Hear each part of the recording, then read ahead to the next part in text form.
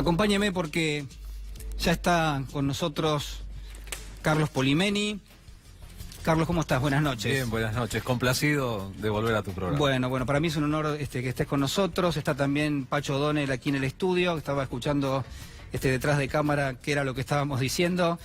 Carlos, periodista, escritor, guionista, docente, conductor de radio y televisión, tenés una trayectoria enorme.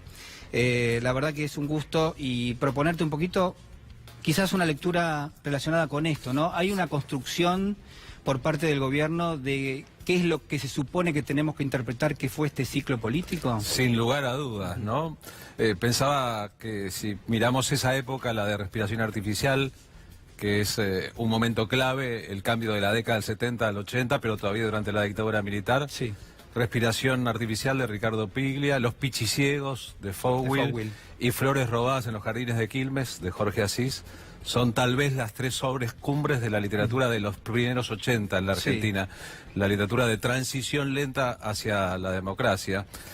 Ricardo Piglia no era peronista ni muchísimo menos, estaba bastante más a la izquierda del peronismo, pero durante los años del kirchnerismo tuvo por única vez la oportunidad de dictar clases por televisión. 4 programas especiales sobre Jorge Luis Borges, acaso el mayor creador de ficciones de la historia argentina. Sí.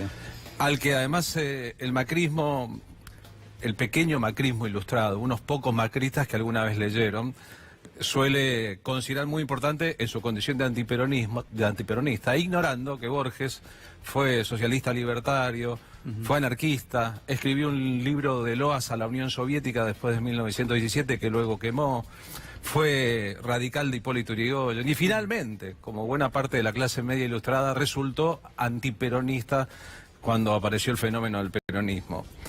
Borges escribió un poema sobre la lluvia, es un soneto. Bruscamente la tarde se ha aclarado porque ya cae la lluvia silenciosa. ¿Cae o cayó? La lluvia sin duda es una cosa que sucede en el pasado. Es un asunto que sucede en el pasado. Sí. Este gobierno, el de Mauricio Macri, es sin duda un asunto que transcurre en un pasado. Este gobierno ya es pasado. Entonces, como se sabe, ya ha pasado a la historia, y siempre apuntó a engañarnos con un cambiemos, que es una ficción para decir retrocedamos como sociedad. Se propone escribir un legado que en realidad nadie puede escribir de sí mismo, porque la versión definitiva sobre las cosas nunca las dan los protagonistas, sino un tiempo por venir. Y en ese tiempo por venir recordaremos que la ficción que este gobierno montó para llegar al poder, que era una fuerza de centro, que venía a disponerse a dialogar con el resto de la sociedad, que eran caracteres templados y que era un gobierno de personas limpias por ricas contra un gobierno corrupto, resultó todo una gigantesca mentira, que además le explotó en las manos al propio gobierno apenas la sociedad pudo expresarse en elecciones definitorias como las PASO, o previas a las definitorias del 27 de octubre. Entonces, sin duda, este gobierno es un gobierno que transcurre en su propio pasado, no va a poder cambiar el veredicto de la historia. Y lo que quiere es escribir un veredicto que lo salve del juicio de la historia. Pero la mala noticia para Marcos Peña y sus elencos de trabajo, para los troles cada vez más en evidencia, y para aquellos que hoy saltan en garrocha hacia el otro lado, olvidando todo lo que hicieron y escribieron antes, hay una memoria histórica sobre este gobierno que la verdad lo sitúa como un gobierno con características casi previas a la existencia del peronismo en la Argentina. Siendo su gran enemigo el peronismo, o al menos esa es la interpretación que el gobierno ha tenido de sí mismo, la verdad que es un gobierno que propuso a la sociedad una serie de pactos que tienen que ver con 1930, con la década infame. Coincido, totalmente anacrónico con lo que uno podía llegar a mínimamente esperar. Entonces eso de actualizar a la Argentina, de relacionarlo con el mundo, no fue más que sujetarlo al Fondo Monetario Internacional. Y eso de que iba a ser el gobierno del diálogo fue todo lo contrario al diálogo. Fue un gobierno vengativo, persecutorio, que utilizó todos los resortes del poder del Estado y además su influencia sobre la justicia para hacer una serie de desaguisados que lentamente un nuevo gobierno podrá componer, pero básicamente, más allá de las palabras que son bonitas y más allá de las ficciones que a veces son atractivas, la sociedad argentina sabe cómo estaba antes y cómo está hoy. ¿Te sorprendió el resultado de las elecciones? No me sorprendió el resultado, me sorprendió en un punto, como creo que casi todo el mundo, la importancia del resultado. El 15-0 de diferencia. Era obvio que era una elección para que la oposición la ganara, las PASO, pero no era tan obvio que la iba a hacer por tanta diferencia. Hoy creo que con el escrutinio final la diferencia es un poco mayor, que Alberto Fernández llega a 48, me decía recién Pacho Donel en las PASO. Y entonces me parece que eso está casi liquidado como trámite. Ahora, que el gobierno se proponga escribir su propio legado, Sí. dejar su propia herencia, verbalizar su propia importancia, la verdad que lo muestra en su desmesura pequeña, en su pequeña desmesura. Es una locura que solamente los dictadores aspiran a sembrar un legado y a imponer ese legado en el relato a su propia sociedad, que tiene su propia visión de los hechos. Puede ser utilizado, a ver, yo lo que digo es, bajo las reglas de la democracia, cualquiera tiene derecho a constituirse en representación política de un sector de la sociedad y acceder al poder, obviamente. Pero llama un poco la atención que esta operación que se está dando en este momento, obviamente, digo, estará buscando constituirse, porque Cambiemos hasta ahora era una novedad de características políticas. Hoy da la sensación de que se presenta o quiere presentarse a la sociedad como la alternancia lógica de lo que podría llegar a ser el peronismo. ¿Te parece que eso lo van a conseguir o no? Bueno, hay que ver si la implosión que significa la derrota en toda fuerza política también lo resultó para el kirchnerismo en 2015, ¿no? La explosión para adentro, las heridas que dejan, los reproches que vengan, etcétera, le permiten a la fuerza que hoy lidera Mauricio Macri, que para mí tiene su vida política casi finiquitada, convertirse en una alianza de progreso. A mí se me ocurre que hay muchos radicales muy resentidos, que hay dentro del propio Cambiemos demasiada cantidad de internas, y que a Macri en el fondo nunca le interesó la política. La política como el arte de la política, el arte del diálogo, de la convivencia y de la transformación posible de lo que está mal en un país. Le interesó el poder, le interesaron los negocios, le interesó servir a causas que tienen que ver con sus familias y sus amigos y sus socios, y que a esta altura debe estar pensando más en los cortinados de la casa donde va a vivir en Roma que en constituirse en un líder de una futura oposición. Si Cambiemos va en camino de ser eso que vos planteás, me parece que debe ser, o que será con otro liderazgo interno, que tal vez sea Rodríguez Larreta, María Eugenia Vidal o Marcos Peña. Puede ser una imposición de quienes están alrededor del presidente Macri, digamos, no necesariamente puede ser Sí, tal vez. Una inquietud de él, directamente. Sí, yo creo que Macri, de verdad, fue puesto en un lugar que, como Bartleby el escribiente, tal vez no era el que más le convenía, ¿no? Tal vez hubiese preferido no hacerlo, hubiese preferido seguir siendo el millonario que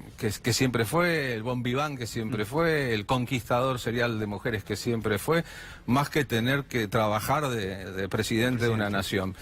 Ocurrió también que en la elección previa al triunfo de Macri, la del 54% de los votos de Cristina en 2011, entre Wiener y Alfonsín, el segundo y el tercero, sacaron 17 y 15, el 32% de los votos, y que hubo que inventar por parte del establishment de Estados Unidos, los grandes poderes internacionales, un candidato con potencial de triunfo.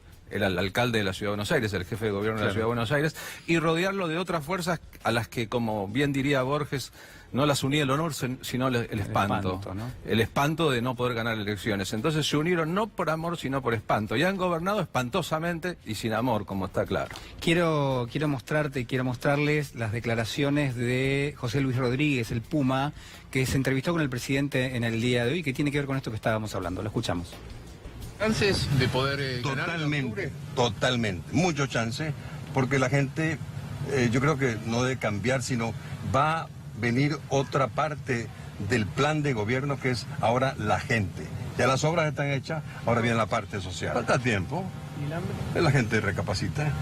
Ahora están preparando la segunda empuje, fuerza, que es para el ser humano ahora, para la obra social. Ya las macro construcciones están hechas y ahí están, quedarán para siempre. Pero ahora viene la inversión realmente en el ser humano, en la obra social. Ahora, Puma, no hablan un segundo de lo mal que le está pasando a la gente, está sin trabajo. Usted dice, hicieron la base, la estructura, pero hay mucha gente que no tiene trabajo, que no llega a fin de mes. También están peor en Venezuela. Sí, bueno, pero en Argentina, más allá de Venezuela. Hay una esperanza de libertad, hay una esperanza de que otra segunda empuje, otra segunda fuerza, que es para la inversión en el ser humano realmente, en la obra social.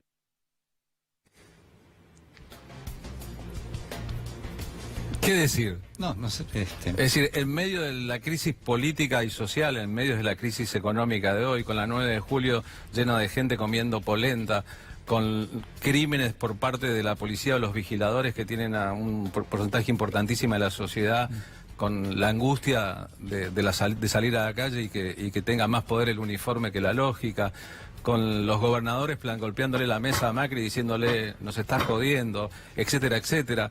Que el presidente se dedique a atender al Puma Rodríguez, que es la decadencia misma hecha persona, un venezolano que ni siquiera vive en su propio país y que anda por el mundo haciendo publicidad del golpismo estadounidense sobre un país de la América Latina, revela no solamente un desconcierto general del gobierno, sino al mismo tiempo su alineamiento con las peores fuerzas de la derecha y la ultraderecha en América Latina. El Puma Rodríguez no es otra cosa que el vocero de un hipotético golpe de Estados Unidos contra su propio país y Venezuela. ¿Qué condiciones morales tiene para venir a darle cátedra a la sociedad argentina sobre lo que la sociedad argentina tendría que hacer el 27 de octubre? Me resultó bastante llamativo que dentro de la declaración establece las líneas centrales de lo que yo hoy llamé el legado. Es decir, se supone que hay bases, que lo que se hizo en este momento va a servir para un futuro crecimiento y que mucho de eso es invisible, ¿no? El crecimiento invisible, digo, hay cuestiones que se supone que hay un sector de la sociedad que no ve, que no vemos y que está presente y que va a dejar este gobierno como legado. Eso quizás es lo que a mí al menos me llamó la atención. Sí, serán Caputo, Midlin, Gianfranco, el primo de Macri. Y esto digamos, de subestimar la gente, lo social, a que primero estén realizadas las obras de infraestructura, algo que también el presidente Macri ha dicho, ¿no? Bertolt Brecht, que el macrismo no leyó, seguramente escribió esta idea: comer primero y después la moral. A lo mejor comer y la moral al mismo tiempo, si querés, pero nunca la moral antes que la comida. ¿Qué quiero decir? Están bien las obras. ¿Quién se va a negar a que pavimenten caminos o que hagan paseos o la cosmética en las ciudades? Pero la ciudad de Buenos Aires, tan cosméticamente cambiada por la administración macrista de 12 años, tiene 7.000 y pico de personas en situación de calle. Y mantiene el Teatro Colón, que debe existir y siempre debió existir, pero al mismo tiempo deja que muchísima gente, pero muchísima gente, desfallezca en hospitales por falta de recursos. Entonces, ¿qué te vienen a hablar de obras cuando antes que las obras está el ser humano y sus circunstancias? Y esas personas no votaron obras. Esas personas votaron un gobierno para que mejorara la economía. Esas personas votaron un gobierno para que la salud pública y la educación pública, pilares de la Argentina potencia, estuvieran bien y estuvieran mantenidas de acuerdo a los principios constitucionales. Y hay un gobierno que se defecó en la salud y en la educación pública. Y lo hizo con palabras altisonantes de todos sus dirigentes. Macri dijo una vez, pobre la gente que cae en la educación pública, ignorante de que los 5 premios Nobel argentinos salieron de la educación pública. O tal vez pretencioso alumno de un colegio pago de los más caros de la Argentina, cuyos secretos jamás se ventilarán en público. La posible hipotética sucesora para el Círculo Rojo de Macri, María Eugenia Vidal, dijo: no nos engañemos, en la Argentina de hoy los pobres no llegan a la universidad. Ignorante también de la enorme cantidad de primeras generaciones de cursantes en las universidades públicas que ha deparado la apertura en distintos distritos de distintas universidades. Entonces, la combinación, digamos, de intereses hegemónicos muy pequeños, con el apoyo de un porcentaje de la sociedad, en parte engañada y en otra convencida de ese discurso, se topa con los límites cuando la ficción deja de ser ficción. La televisión tiene que mostrar lo que pasa. Los diarios empiezan a escribir un poquito de lo que está aconteciendo. Y al mirarse en el espejo, la sociedad se ve como la madrastra de Cenicienta, que es lo que le pasa al gobierno de Macri. Un día el espejito te dice: sabes que ya no sos el más lindo. Antes yo te decía que eras el más lindo, pero ya no sos el más lindo. Y ahí tenés que lidiar con 2 problemas. Primero, ¿qué máscara y qué careta te vas a poner para circular por la propia sociedad? O si te vas a vivir a Venecia o a Milán o a Roma, ¿cómo te la vas a arreglar cada vez que te encuentres con un argentino que camine por ahí? Y lo segundo es tener que explicarle a tus propios hijos un día que tu apellido dejó de ser un apellido ilustre para empezar a ser el sinónimo de otra cosa. Y no es la primera vez que pasa en la historia argentina en que una sociedad vota más o menos convencida líderes que después nos preguntamos, pero ¿cómo fue posible que Fernando de la Rúa fuera presidente de este país? ¿Pero cómo fue posible que 2 veces eligiéramos a Menem? ¿Pero cómo fue posible, vamos a preguntarnos un día, que esta pandilla de CEOs gobernaran la Argentina con el aval de una parte importantísima de la sociedad que legitimó con el 51% de los votos en el balotaje su presencia en el poder? Después de las PASO, quizás el gran ausente fue Marcos Peña. Se tenían declaraciones de distintos referentes del gabinete, pero no de quien es considerado quizás el padre de la derrota política del fin de semana de las PASO. Habló en las últimas horas y esto decía. Hola, ¿cómo andás? Soy Marcos Peña. Te quería mandar este mensaje para contarte un poquito en qué estamos, contarte cómo lo estamos viendo y qué cosas podemos ir haciendo desde ahora para lo que viene por delante. En primer lugar, decirte que estamos convencidos que vamos a ganar. Estamos convencidos que depende de nosotros, estamos convencidos no por una locura irracional, sino por la propia experiencia.